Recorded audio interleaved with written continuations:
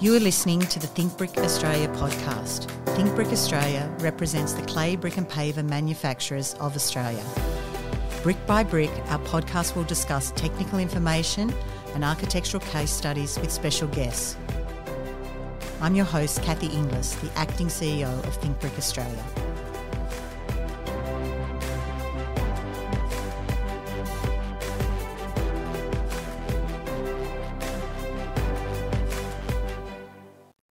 Welcome to today's podcast.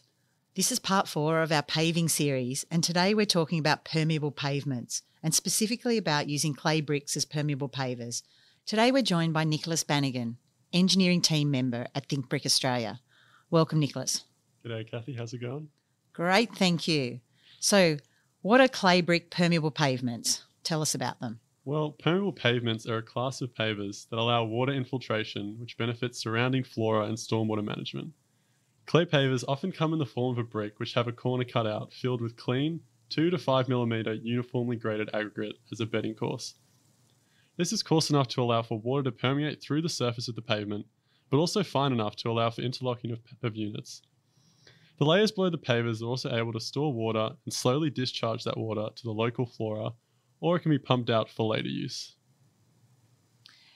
So there's a range of pavers that can be used for this. So you mentioned ones that have the corners cut off. There are also some with shapes, or they have nibs on the side which allow joint separation for the water to flow through the pavements. So why use a clay permeable pavement? Well, Cathy, our climate is changing, so the way we design our cities needs to reflect this. And clay permeable pavements are a simple yet effective solution because they minimise issues of clogging, whilst also maintaining the durability benefits of pavers. Clay pavers are just easy to repair, they're low maintenance, slip and skid resistance, traffic calming, immediately trafficable and environmentally friendly.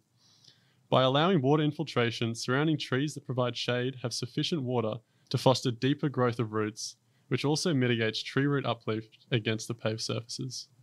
That's a really interesting point because that's a lot of damage to footpaths that councils have to repair when they get tree root damage of asphalt pavements. So when you use permeable pavements, as the water can infiltrate deeper, the tree roots stay down and don't come up and damage the footpaths. Correct. So you can let the water infiltrate to just go down to the water table, or you can actually collect the water for reuse for other applications. So what sort of applications can permeable pavements be used in? So where can they be used?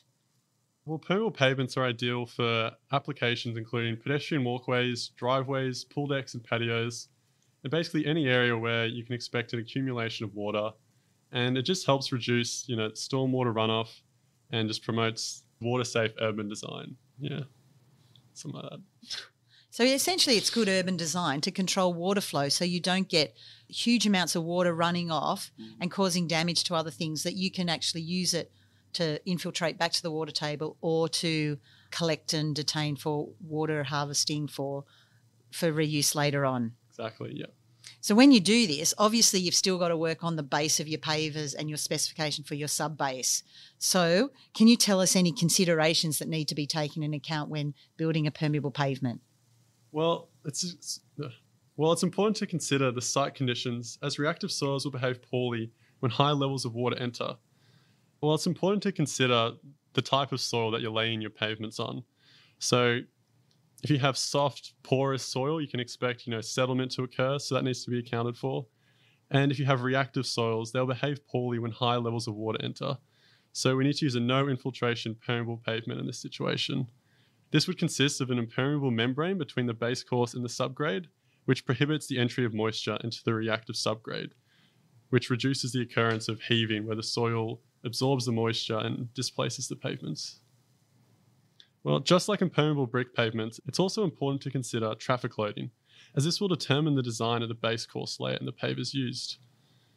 Areas that will see loading from heavy vehicles, such as industrial areas, will need to consider that they're going to be experiencing higher design forces and need to be designed. And in these situations where there are heavier vehicles being used on top of the pavements, we need to make sure we have a thicker sub-base and potentially thicker pavements as well to avoid cracking and any damage.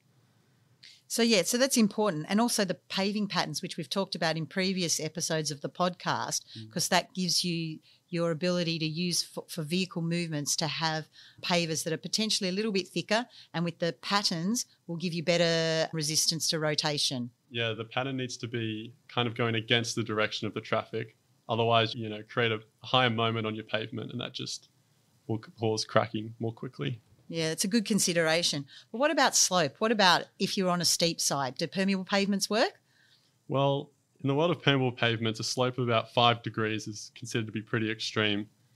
And in this situation, uneven ponding will occur in the base course, which may cause the whole pavement to rut down. It could also cause surface ponding at the bottom of the slope. However, it is still possible to use terraces, essentially acting as dividing the base courses into sections to catch and separate the water, instead of letting it all pool at the bottom. And what about maintenance of a permeable pavement? How do you make sure that it will continue to infiltrate water over time? Well, permeable pavement's main use absorb any of that extra water that occurs after like a storm event. And so it's important to make sure these joints between the pavements don't get clogged to allow for the continued use of these pavements. It's worth mentioning here that it's physically impossible for material to clog the base since it needs to pass through the finer joints to begin with. And so maintenance with street sweeping is recommended, with the frequency depending on the site context. That's good to make sure that knowing over time that the water will continue to pass and the joints don't get clogged, and that will continue to work as a permeable pavement. So thank you, Nicholas. Thank you for your time today, and hope you enjoyed this episode of the podcast. Thank you very much. If you have enjoyed this podcast, please follow, rate and review our podcast. We are always looking for new ways to think brick. If you have an idea of what you'd like to hear about, there's a link in our show notes to let us know.